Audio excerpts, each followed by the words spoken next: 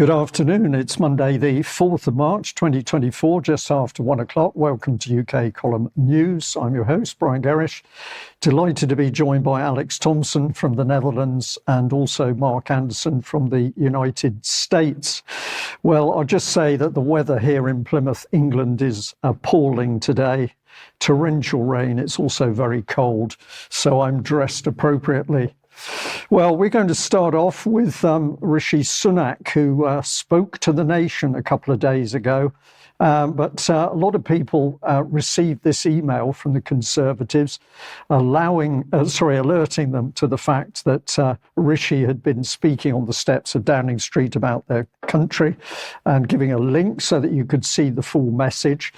But before we get into at least some of the things that he said, I just wanted to say this to our audience because many people are contacting the column and they simply ask, what on earth is going on?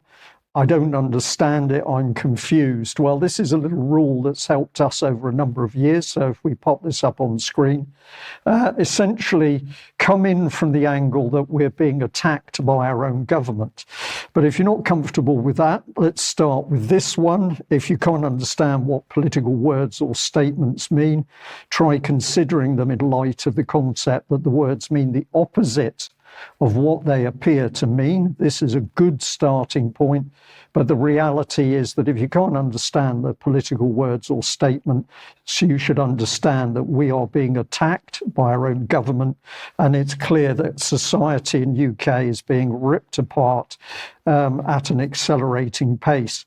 Here's a little bit of a clip of the not so big man speaking. I stand here as our country's first non-white Prime Minister, leading the most diverse government in our country's history, to tell people of all races, all faiths and all backgrounds, it is not the colour of your skin, the God you believe in, or where you were born that will determine your success, but just your own hard work and endeavour. I love this country. My family and I owe it so much. The time has now come for us all to stand together to combat the forces of division and beat this poison. We must face down the extremists who would tear us apart. There must be leadership, not pandering or appeasement. When they tell their lies, we will tell the truth. Well, there you are. There's only one person who would make me feel more ill than when I watch Rishi Sunak, and of course that's Tony Blair. Very quickly, for a tiny bit of comment from you, Alex, he says very casually in there that it's not God that's going to help you achieve anything. It's simply what you do. So as far as I can see, we've got a true humanist here, but he then adds, and it'll be our leadership that keeps everything on track. What do you detect by his statement there on God? I detect, Brian, a new twist on an old tale. The Dutch idiom would say it's an old message in a new jacket, and Rishi's jacket is the usual snazzy production. He comes from a very elitist form of Hinduism himself. He wouldn't like people to dwell on that, but core tenets of his ancestors are that he is superior to other Indians, let alone other nationalities. He perhaps wouldn't like that being discussed much. But no, he's ditched all that with his financial climb to power in favour of the perfectibility of man, is the old term from the French Enlightenment, which has now become universal in the West. The idea that we cannot leave our populations alone and they can believe in their piddling gods if they want to, but really we have to interfere with and optimize them. Yeah, so it's the we, which is the critical word, him and his ilk. Well, if we move on through the speech, of course, if you go to gov.uk, you can see the banner here, PM address on extremism, 1st of March 2024. But what was interesting, there's also a note. Please note, political content has been redacted from this transcript. And why I'm so interested in this, of course, is political content can drastically change the meaning of the transcript. But so we're going to deal with it redacted, but I'm giving the public a warning what was taken out and what impact did that really mean on understanding of the speech. This is some of the words. I'll try and do this as quickly as possible. He said, in recent weeks and months, we've seen a shocking increase in extremist disruption and criminality. What started as protests on our streets has descended into intimidation, threats, and planned acts of violence. Jewish children fear to wear their school uniform lest it reveal their identity. He goes on to say that Muslim women abused in the streets for the actions of a terrorist group they have no connection with. Now our democracy is itself a target. These are words, of course. There's no evidence for anything he's saying. He goes on to talk about council meetings and local events have been stormed. MPs do not feel safe in their homes. Long-standing parliamentary conventions have been upended because of safety concerns. My question is, Rishi, where is the evidence for all of these claims? We then get in the dialogue, which you find on the gov.uk site, a note that political content has been redacted. So this comes up once again, and I'm just going to keep pushing. No evidence for all of the emotive claims that Rishi Sunak is making. These statements are designed to give the impression that the country is almost under attack to enable him to get the control in from the leadership that he mentioned in the video clip. So he said, I need to speak to you all this evening because this situation has gone on long enough and demands a response, not just from government, but from all of us. Who is he talking about when he's talking about us? He says Britain's patriotic, liberal, it's got a democratic society with a proud past, and our story is one of progress. He goes on then to home on October the 7th, if we just move on from that one. Since October the 7th, there have been those trying to take advantage of the very human angst that we all feel about the terrible suffering that war brings to the innocent. So the war, it's all sort of some terrible accident, and well, it's caused us a bit of angst, but we shouldn't really worry about the slaughter of men, women and children. It's all an accident. He goes on to say that you can criticise the actions of this government, or indeed any government. That's a fundamental democratic right. But no, you cannot use that as an excuse to call for the eradication of a state or any kind of hatred or anti-Semitism. So I was fascinated that he doesn't name the state. Why doesn't he name it? Well, of course, the state is Israel, and this is a highly pro-Israeli State of Israel speech, but he is manipulating his audience in every which way he can. So we'd like the audience of UK Column to understand that this speech is not about a neutral position, equal-handedness, because of course the government has set up the Memorandum of Understanding with Israel, and this is working in the background. So the Israeli state holds a special and favoured place in Richie's UK politics. But he goes on and he's talking about, I asked a question here. I asked the question when he says those trying to take advantage since October the 7th, does Rishi Sunak mean UK citizens, both Palestinian and other, who have been protesting about the slaughter?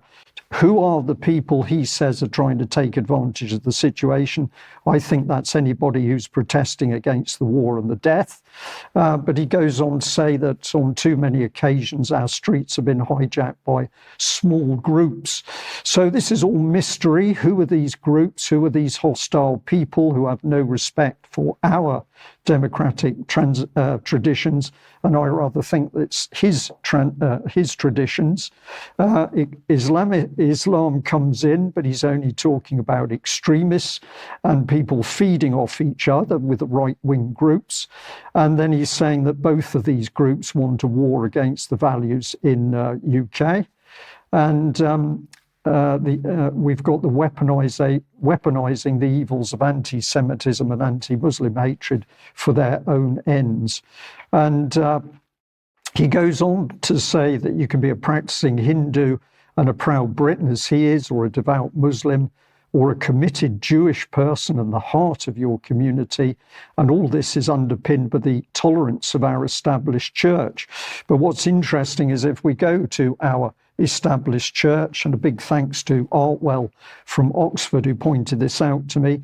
Archbishop of Canterbury Welby has had to apologise for refusing to meet the Palestinian Christian leader who actually did the Christmas ceremony in Bethlehem with Jesus amongst the devastation which represented Gaza. But in the background, the Church of England is also busy working on major change. And here is another initiative. This is essentially about bringing in communities worldwide into a special church network. If we go just to the next insert there.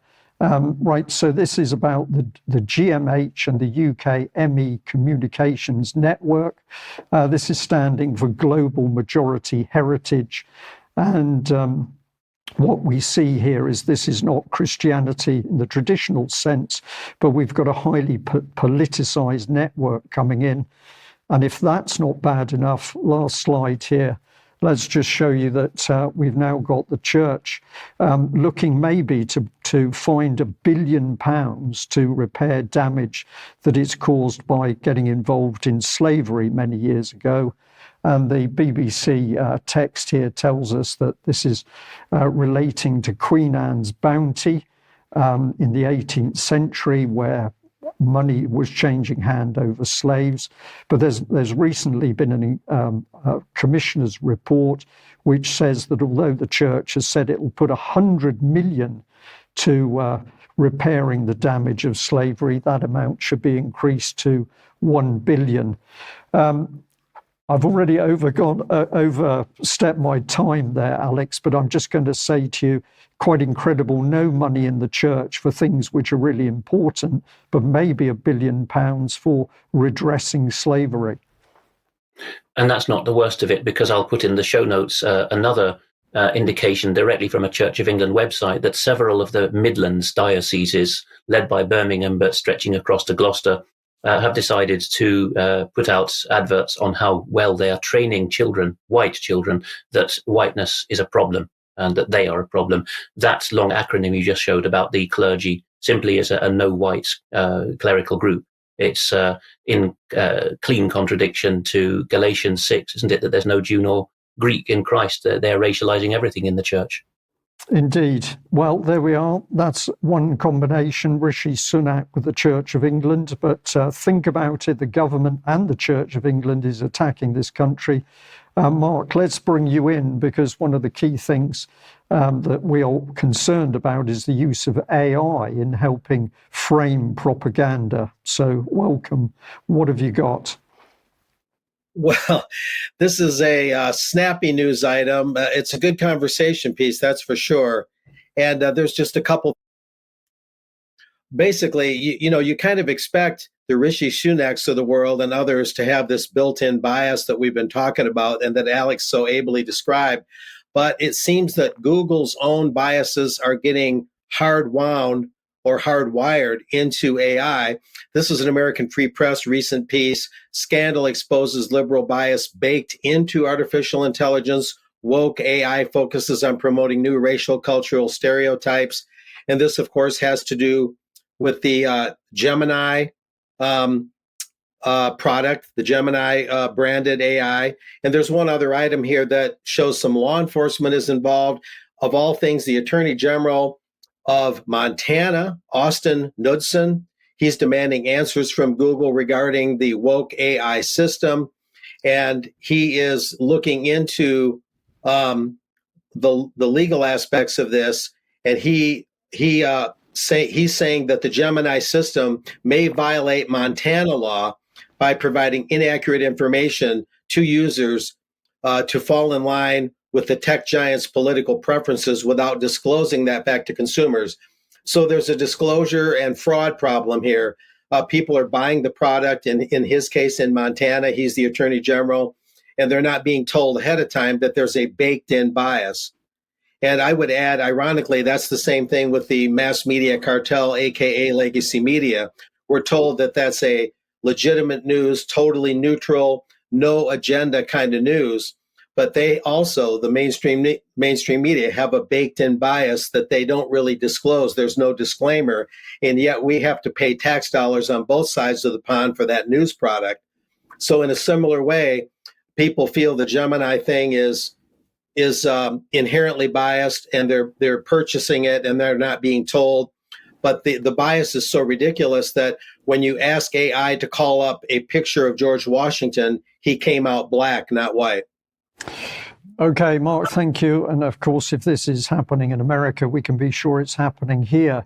But more troubles on the way with what I see as an attack on juries. Let's bring you back on, Alex. What have you got? What's happened, Brian, is even Lord Thomson has lost his gumption. It's not the first time that the champion of our liberties within the retired judiciary during lockdown has shown that he's less libertarian and less pro-common law in other ways. If we go back a couple of years to January 2022, we see that in the wake of the Colston 4 verdict, which is where some het-up supposed anti-slavery campaigners created criminal damage and were let off by the jury. We might not like it, but it's the essence of jury nullification. In the wake of that, Lord Thomson already was telling LBC, as a talk radio station in Britain, that he didn't particularly admire the jury system. His most cogent point was juries don't have to give their reasons. Now, in the US, where Mark's speaking from, jurors can be interviewed about why they acquitted or condemned. That's forbidden under English law. That is supposed to be a safeguard so that nobody can browbeat the jurors post hoc and say, what did you know? You're a bunch of idiots. This was a mistrial. But he's repeated his concerns now. He's writing as a reviewer this time of a piece on Channel 4 on British national television. This piece, at least in one of the sub-editing variants, has gone up under the comment headline in the Telegraph that the public are not aware of the high price we pay for juries. And he makes it clear at the end of this piece, he means financial and time price, and also he suggests a price of bad justice. Lord Thomson says, I won't read it all, that jurors are too ready to convict those accused of terrorism and accused of the sexual abuse of children. He adds the rider probably. He says that in adult rape cases, they're probably too ready to acquit the rapist. So he's going along, and I'll show you in the next extract as well. He's quoting Scotland in the middle there. He's going along with the Scottish government's nefarious plans, which we've covered, to direct judges by statute to direct in turn the juries to convict rapists, those accused of rape in certain ways.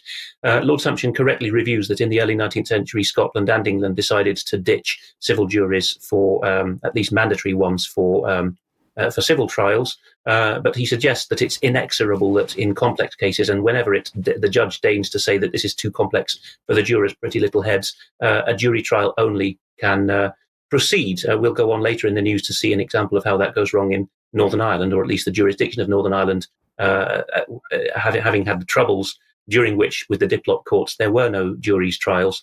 But if anyone's concerned about where this begins and ends, it's not just the 2014 restriction of juries in libel trials, or before that, fraud trials in English law. It's not even the digital justice that Scotland and England brought in during COVID and haven't rolled back completely. It goes back fully 40 years. Here's the County Courts Act of 1984. And in one of its sections, section 66, people can freeze the screen to look at this, there were already plenty of provisions that, shall we say, minor proceedings, in that's not a technical legal term, but the less serious ones, shall be, if you look at subsection 2, without a jury unless the court, that's the judge sitting alone, otherwise ordered.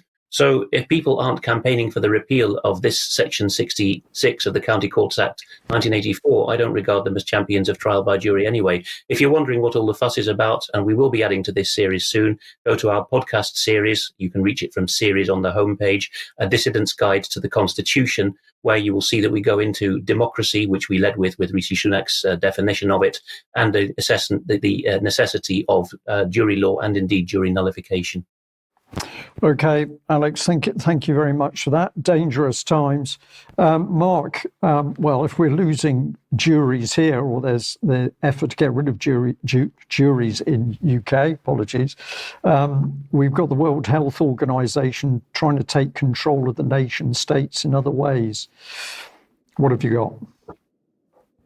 Yes, the thing I did last week, the International Pathogen Surveillance Network launches Catalytic Grant Fund, is just one item in a long saga of things now. Now that UK Column's on the mailing list for the press releases and taking part occasionally in press conferences, there's just a plethora of information. As we know, the intergovernmental negotiating bodies working on the treaty, their last session ended March 1st.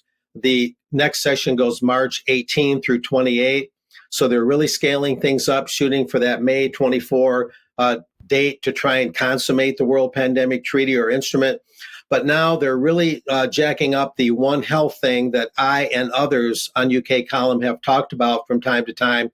Leaders call for scale up and implementing One Health approach, and we'll move on from there.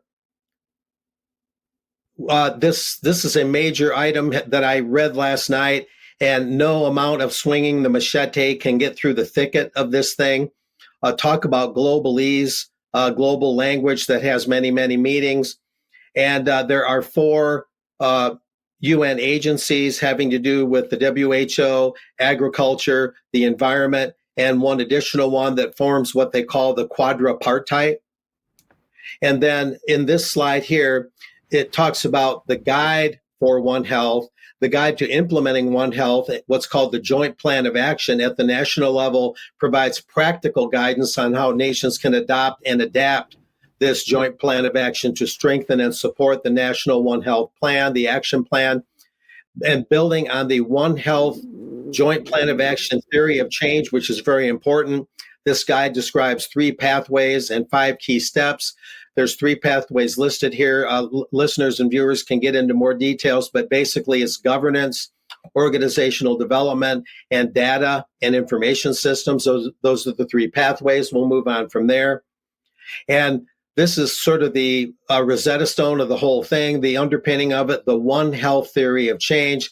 It's the philosophy behind the policy, which then gives rise to the actions and then what they're trying to consummate. And this high-level body, the One Health high-level body, that's what that OHHLEP stands for. That's a rough translation of the acronym. The theory of change is prefaced on a recognition that the effects of human activity on our environment and planetary boundaries have a profound effect on the health and well-being of humans, animals, and the ecosystems we co-inhabit. That's a little bit of a snippet of the One Health theory of change. What's strange is as you read through all of this, they never quite get to fully explaining what that theory of change is. They sort of nibble around the edges. Again, as you try and get through this globalese, this heavy global language where words and concept have multiple meanings. Sometimes it's hard to even understand exactly what they're trying to say. Sometimes you read certain pages in this thing and you really don't know exactly what they're getting at. But One Health, just to recall in this slide, let's define that. We've talked about it before. It's an integrated, unifying approach that aims to sustainably balance and optimize the health of people, animals, and ecosystems. So the word balance, as Brian has brought out before, is very important because it doesn't really elevate people above animals and ecosystems. There's no more man being the crown of creation under a Christian worldview. This is a very collectivist, very humanistic worldview. It recognizes the health of humans, domestic and wild animals, plants, and the wider environment are closely linked and interdependent. Of course, there's some truth to that. You do need a healthy environment, but this goes further than that in terms of the relative value of human life and flora and fauna. And the approach mobilizes multiple sectors, disciplines, and communities at varying levels of society to work together to foster well-being and tackle threats to health and ecosystems, So there's lots to unpack there, and there'll be plenty of links in the show notes for those that want to get into the heavy details. But here's what the WHO Director General is saying as all this is churning along, the catalytic fund, the negotiations for the treaty, and now the One Health thing being heavily integrated into all this. Tedros, the Director General of WHO, had this to say: we need sustained political will to ensure that these One Health principles are embedded in national and international policies. And he also added, implementation in countries, resource mobilization, science and evidence, and political will are all important. These are the 4 priorities that we must pursue together in the year ahead. So it shows, Brian, a very aggressive stance being taken by the WHO. They're unpacking and implementing everything they can. There's a lot of details. There's a lot of very nebulous language that can be interpreted many different ways. But it's a all points bulletin here, and it's all hands on deck for those concerned about human freedom, and to keep a close eye on the WHO and to get involved in any way they can at the local council level on up, to make sure that everyone understands the kind of power and the kind of influence that the WHO is pursuing here and what it may consummate in, because once that pandemic treaty is drawn up, there may be no turning back. So this is ultra important, and it's really heating up. Excellent, Mark. Thank you very much for that. And Alex, we'll bring you back on, because if the World Health Organization is going for nation states across the world, we've also got powers under scrutiny in Northern Ireland. Yes, we reported some time ago that during Brexit's negotiations in the hottest and most controversial period, the chef de cabinet, the political fixer, directly under Commissioner Juncker, who was then the president of the European Commission, a gentleman called Martin Zellmeyer, widely rumoured to be ex-German intelligence, said, if Britain wishes to leave the European Union, its price will be Northern Ireland. We see that the European Union does regard itself as owning Northern Ireland. Now, it's par for the course that in treaties, such as the treaty that got Britain out of the EU, the executives in question, the European Commission and His Majesty's government, they would regard that as sacrosanct. But as we've often said, treaties do not automatically bind because they don't involve the judiciaries and the parliaments, the other 2 branches of government in countries. But we see the extent of capture, certainly of the judiciary in Northern Ireland, because a matter has now come up to the High Court in Northern Ireland under Justice Colton regarding this piece of legislation, which is a Westminster Act. Stormont wasn't sitting last year, and certainly can't pass anything like this. It hasn't got competencies. But this is perhaps the most significant thing that has come out of Westminster in the quarter century since the Belfast Agreement, or Good Friday Agreement of 1998. It's the Northern Ireland Troubles (Legacy and Reconciliation Act) of last year. It's pretty slapdash to call the Troubles in statute. It's a very colloquial term. But this is the moment at which Westminster, having washed its hands of Northern Ireland many years ago, one thinks of Sir Paddy Mayhew in the Major administration in the 90s saying we have no interest in Northern Ireland. This is the point at which His Majesty's government proceeds to say, right, well, we can't be bothered prosecuting terrorists anymore, no matter how many murders they've committed and tortures they've done. No, we're going to the economic recovery job now. Now, Joshua Rosenberg, many people will recall him as the BBC's legal correspondent years ago. Not always to my liking, but I have to admit his thoroughness and perspicacity in some areas. He has blogged last week in Substack under A Lawyer Writes this: hold below the waterline, byline, judge disapplies Northern Ireland Troubles legislation, the Westminster Act. I just showed you. Now, Westminster will always call from the rafters that it is parliamentary sovereign. We've often attacked that principle in the Dissident's Guide to the Constitution. But here we see that they get their comeuppance because a judge in Northern Ireland has disapplied an Act of Parliament. Now, it's pretty complicated, and the links don't no longer work from that piece that you can see to the judiciary piece. So we'll go with Joshua Rosenberg's breakdown of what's happened. Brexit included what's now known as the Windsor Accord. It was the withdrawal agreement at first, which is an undertaking not between us and the Irish government, but between His Majesty's government and the European Commission directly, that certain EU legal standards will continue to apply. This is about parity of rights. This doesn't just apply with the continent or even just with the Irish Republic. It has domestic effect in Northern Ireland now. In particular, judicial review was taken. That's relatives challenging whether or not it was fit for Westminster to write off future punishment for torturers and murderers. And the judicial review was taken on the standard grounds of incompatibility with human rights. We've had that in UK law since 1998. But specifically and additionally, for Northern Ireland only, there is a secondary route, which is this infringes my right under the EU withdrawal agreement, part of which was that EU law for this purpose and EU equality will continue to apply in Northern Ireland. Justice Colton looked at that in some detail. And as Rosenberg rightly summarizes, he concludes that all 6 of the tests were met. Therefore, he struck out the provisions of this supposedly sovereign act of the Mother of Parliaments. He did so even though this act post-dated the withdrawal agreement and the transposition of that through the Westminster Parliament. So it even calls into question this idea of implied repeal, which itself was a fudge that came out of the metric martyrs case. You can see that when one lie and fudge is invented, more lies and fudge have to come along to cover them up. Well, now this idea of implicit repeal, which is how the government got out of a tight spot over the metric martyrs case, it didn't want to admit that EU regulations and directives were supreme over UK law in Parliament. That has now caused more egg on the face, because a judge can do this. And if the UK had remained in the EU, he said, this law would never have been passed. Therefore, there was no competence for Parliament to pass it anyway. There is no parliamentary sovereignty. Tony Blair and the IRA is the book to read. I've given you the Goodreads book, and it'll be in the show notes there. If you want to know where this began, it began with a personal pledge by Tony Blair, anxious for his place in history and perhaps buttering up the Vatican before his conversion. He went on to issue these comfort letters through his staff to many IRA murderers.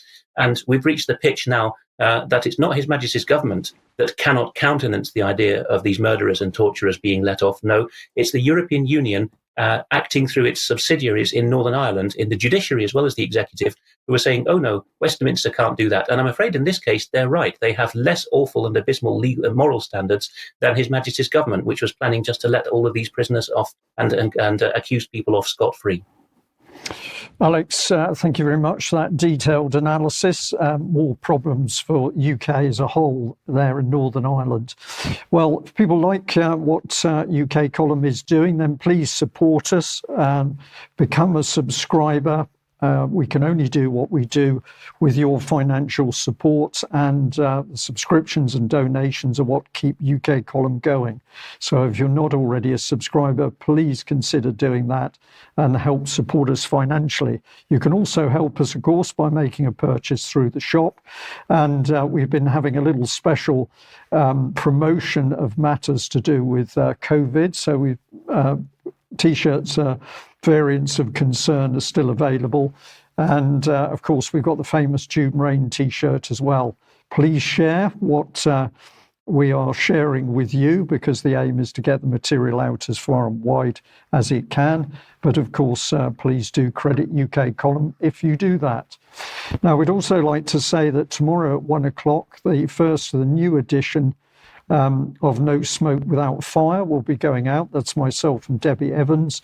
We've got a series of No Smokes coming out on what we're calling the Green King. We're having an in-depth look at King Charles and what he's actually been up to in the background and how he sees the world. Some of this is quite astonishing, if not frightening. So join us at 1 o'clock tomorrow to learn more about that. Now, we'd also like to say the farmers are clearly gearing up. So we've got Your Farmers Need You. Join a farmer for a open forum public meeting. That's Wednesday, the 6th of March at 7 p.m. And there is the address below, the pffa.org webinar address, in order to find out more about that. We've also got a solidarity rally, March the 16th, 12:30 Truro. That's a drive between Arch Hill and Trafalgar Roundabout. And you can get details of that by scanning the code. And I'm assured that when that code's up on the UK Column site, that will work for you. We'd also like to help promote a really interesting evening. Ladies first. So Sandy Adams will there talking about social justice and also the human and spiritual battle going on. Clive de Carle will also be there, of course, better known for his health knowledge. And Richard Vobes, who's doing some really great work now on many subjects. So that's Saturday, the 3rd of March, 7 till 10 p.m, doors opening at 6:30, and it's the Avalon Club, 50 High Street, Glastonbury. So that's £15 is a basic ticket, but there are £10 concession tickets, so do investigate that. And this one, I think, Alex, is yours, Repeal the Climate Change Act, 2008 and net zero targets. Is that right? Yes, it is, Brian. Just to say that I'm very glad to mention this in passing. It's been sent to to us with a request to mention. We've just seen that, for all its faults, Parliament is the means we have to stand up to any supranational bullying. Parliament still has the ability, in that Northern Ireland case, to tell the judges where to get off, as it always does when they give human rights castigations of the government. And in this case, there's nothing to beat pressure on our own parliamentary representatives to repeal their own acts, because supranational bodies acting through parliaments can only really be got out by the right acts within Parliament. So that petition will be in the show notes, which takes me to Germany, where egg on face has reached new heights. Zero Hedge has reported this, and I'm sorry that the headline is obscure. That's my fault with the slide. But there has been an intercept published by the Russians, and they've admitted it was their own intercept as well as their own publication and transcript of it, of high-level German defense officials from the Bundeswehr discussing how to get Taurus missiles to Ukraine. And they're actually talking in it about the possibility that the Ukrainians will use these missiles to attack the Kerch Strait Bridge, as you'll see on screen there at the moment. Now, the incriminating thing here is that during the call, the German defense officials admit that there is not any legitimacy or urgency of making the Kerch Strait Bridge of Russia between what's now Russian Crimea and Russian North Caucasus.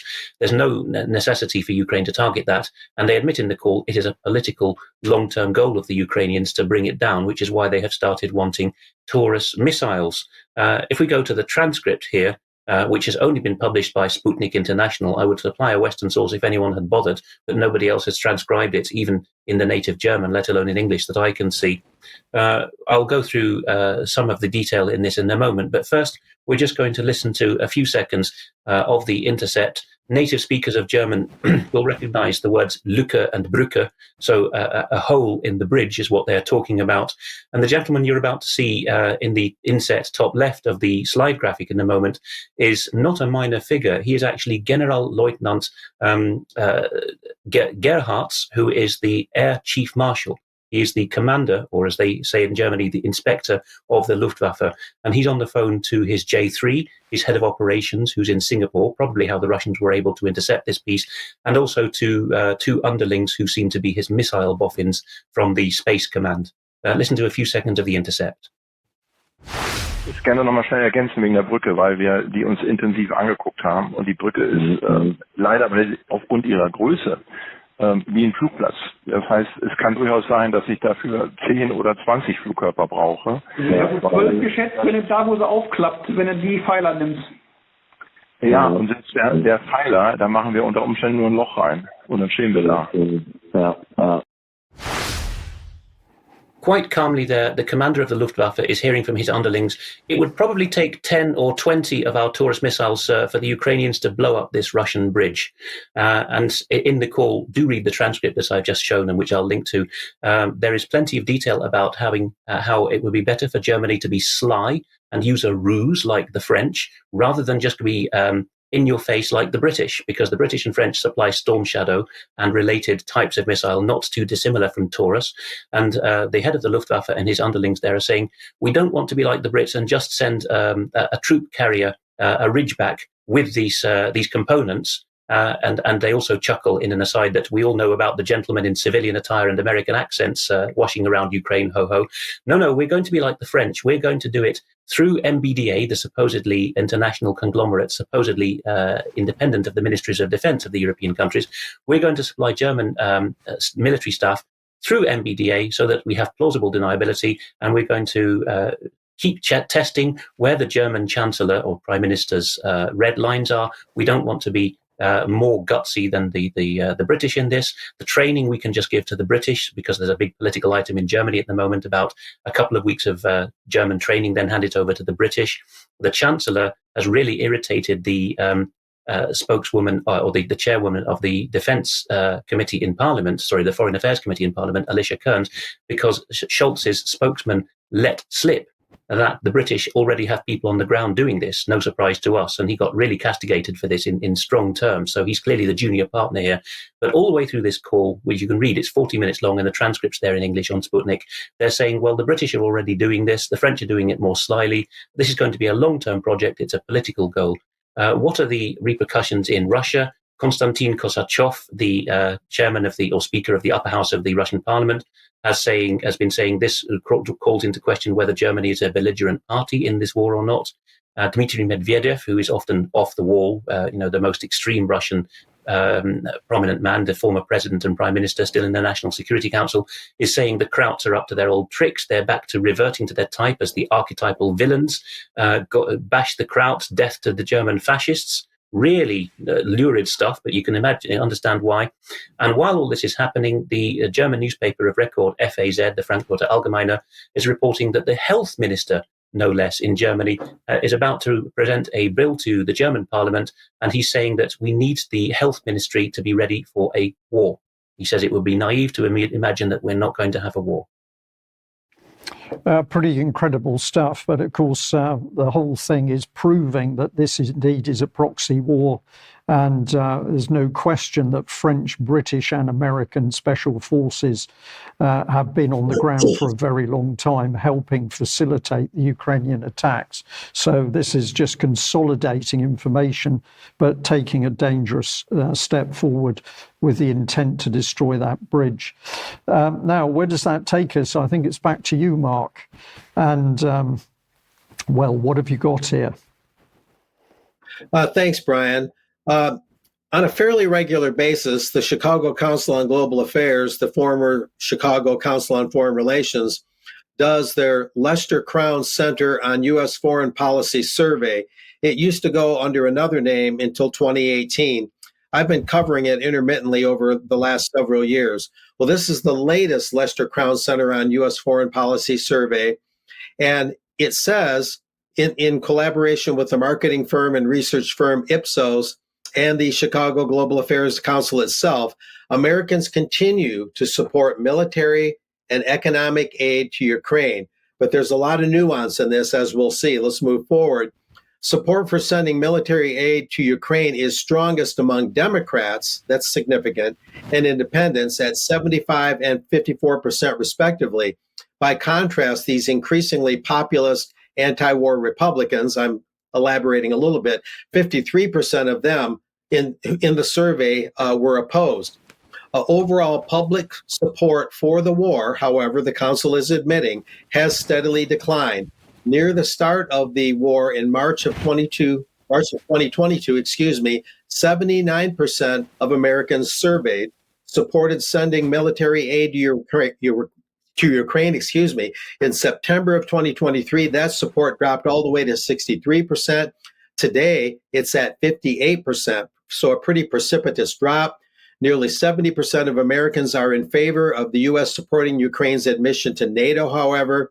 The survey was conducted notably February 16 through February 18 of 1,039 American adults. Just a little basic facts there. We'll move on from there.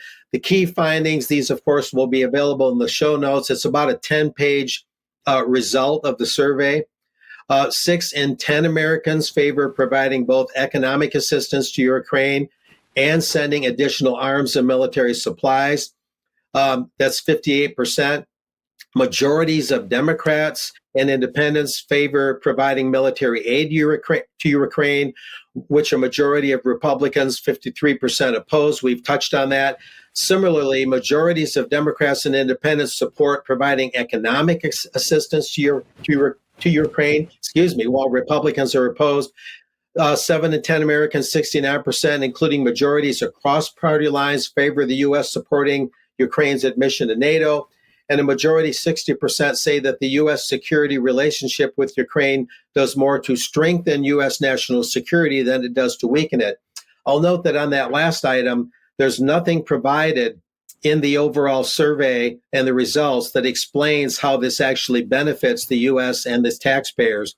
What I will note that Lester Crown, the namesake of the foreign policy outfit within the Chicago Council, on whose name this survey was conducted, Lester Crown is the 98-year-old son of Henry Crown. Henry Crown, Brian, was the founder of the major defense contractor to this day, General Dynamics.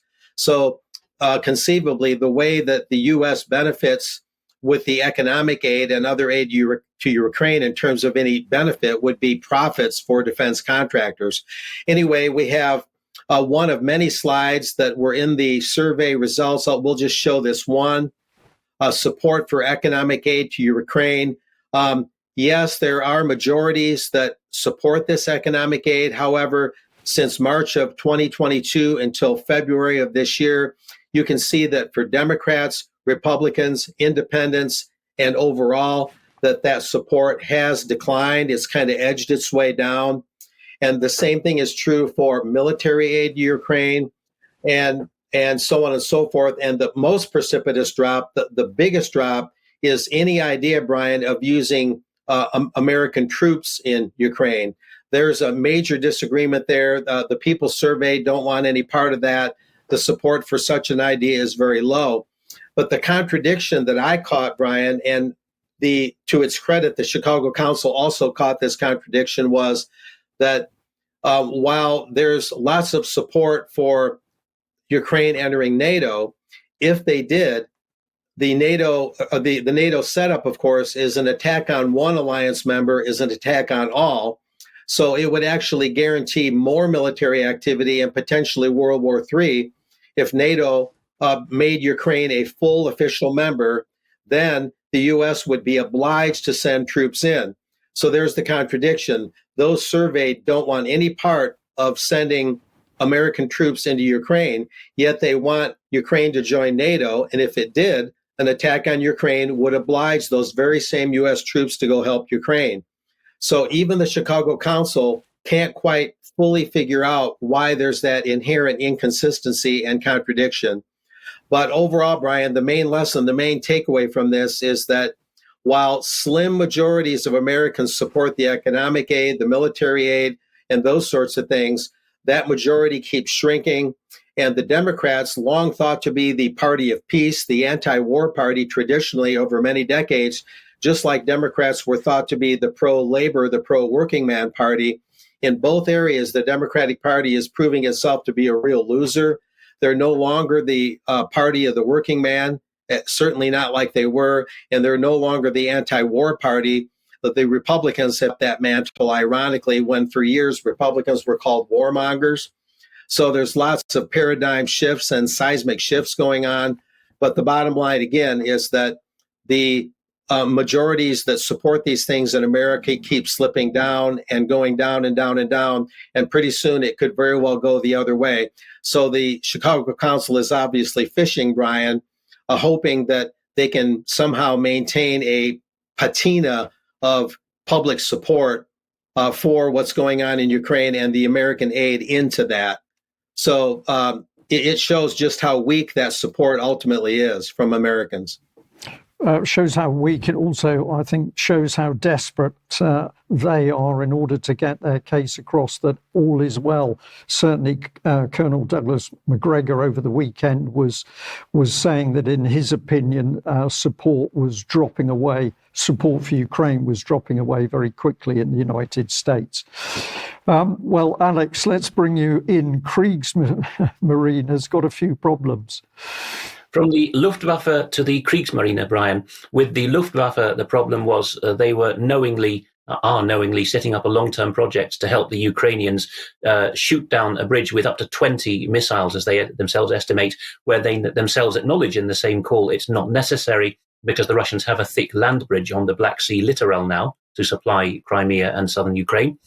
At the same time, the Kriegsmarine, the German Navy, has a problem. They've sent out the Hessen, a rather clapped-out frigate, and the Frankfurter Allgemeine is reporting here that the Hessen has inadvertently shot at an Allied drone in the Red Sea, part of the anti-Houthi operations going on here. But there are other things going on in that theatre of operation as well. The problem here, as we'll see in the admission on screen now from the German Defense Ministry, is that, it's Der Spiegel that found it first, FAZ has syndicated it, that the Defense Ministry had said that this was not an enemy drone, But we only found out afterwards that it was there. They stressed that the Germans had already asked all their NATO allies, have you got any drones in this sector where we're sending the Hessen to shoot down drones? And they weren't told about this drone, probably because it was on a separate, perhaps unilateral or bilateral counter-terrorism mission. So it wasn't identified. Some observers have even suggested that the drone's IFF, its identification, was turned off, which some people think is an international legal crime, but countries will justify it under CT operations. The worst bit, though, on screen is that it's because of a technical defect to the missiles fired from the clapped-out old frigate, the Hessen. Both of the interceptor missiles shot at it just went plop back into the Red Sea and didn't hit the presumed US drone. What we know for sure is it's a Reaper. It may not have been operated by the US. It may have been a European country operating it. Now, the opposition has made hay with this, and that's on screen at the moment, but I've translated it for you. Here it is. Florian Hahn, an MP from Bavaria, from the pseudo or quasi-conservative opposition, has had this to say. He said, with regard to pressing the government, that when we pressed the Bundeswehr, the Ministry of Defense, we found out that some of the Hessen's weapons systems seem not to be available to reorder as the industrial capacity isn't there anymore.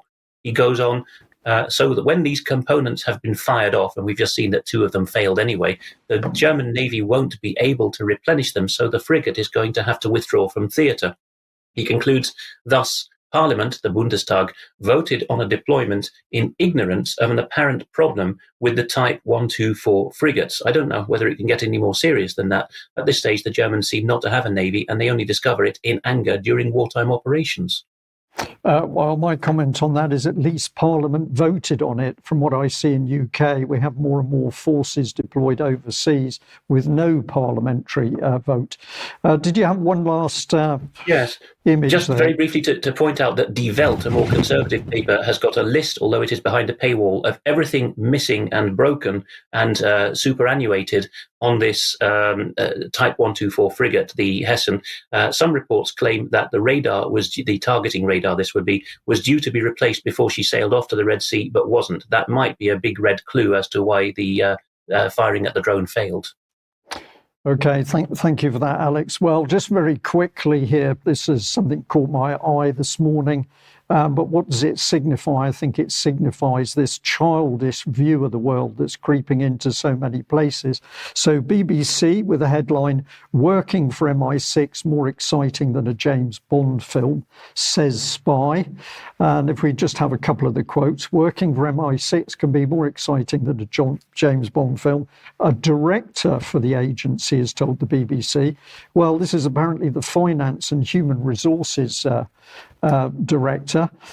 He goes on to say, "I've also seen some of the coolest stuff, things that'll blow your mind. You have to be in it to see it." This is the language of a youngster, a young teenager, but we're now to trust somebody working in MI6. And then, of course, the real agenda going on is a big drive to bring in a different class of people. So he says, "I'm afraid it makes you think that everyone who works here is a white middle-class male who's driving an Aston Martin, who likes women and all that." But that's not true. We're very tight for time in this news, so Alex will bring it into extra time for a bit of discussion. But I just see a puerile attitude now being brought into MI6, and I'm sure this is dangerous. Mark, we're going to bring you back in here because I mentioned Colonel McGregor over the weekend talking about the support for Ukraine falling. But the other thing that he said is people in the States are much more concerned about the southern border issue. And I think you'd agree with that. Yes, they don't want to aid Ukraine at the expense of the border. In other words, all those multi-billion dollars, a record number of dollars, according to Rand Paul, as I reported last week, with all that money going to Ukraine, people are saying, what about the southern border? Well, this past Thursday, I had Joe Biden visiting Brownsville to the east of me and Donald Trump over in Eagle Pass to the west of me. The weather was a little bit inclement and the security too tight to go see Biden. That'd be a real snoozer anyway. But anyway, we have a video of a little bit of what Donald Trump had to say at Eagle Pass this past Thursday, and Governor Greg Abbott of Texas was there. So I think we can give that a listen. 3 years ago, we had the most secure border in history. Brandon was saying it. The general was saying it. We had the most secure border, and people weren't coming because they knew they weren't going to get in. And we weren't promising free education, free medical, free everything. I mean, all the promises that are made, no wonder they come. I mean, you look at what this governor Newsom from California, isn't that his name, Newsom? What he's done to California is unbelievable. People are pouring in. They think they're going to get medical aid. And our soldiers, our vets aren't being taken care of. But people that come into our country illegally are. We ended catch and release. We built 571 miles of border wall, much more than I promised I'd build. And in addition, we purchased another 200 miles. And they sold that, much of it for 5 cents on the dollar. And it just so happens, Brian, that I found recently where some of that sold off fence sold for pennies on the dollar is stacked. And that's only about 6 or 7 miles from where I'm sitting. Back at the time, the mainstream press had a story about it, $100 million in border wall materials rusting away in Texas, according to a report. And this report from the New York Post, notably, said that a lot of that fencing was in Pharr, Texas, spelled Pharr. Technically, it's in Alamo, right next to Pharr. And I found that recently and made a video of my own of what I call Biden's graveyard, his border fence graveyard. And so we'll see a short clip of what I filmed there. This is the 23rd of February, 2024. UK Column News correspondent Mark Anderson in Alamo, Texas, along Business 83, just shy of Tower Road. These are multiple fence sections for the southern border fence here in Hidalgo County that were never put up. They were ordered under the Trump administration, as I understand it, but canceled by Biden once he became president, and he forbade them to be put up and then sold it off for pennies on the dollar, according to my best sources. It's a vast field of border fence sections.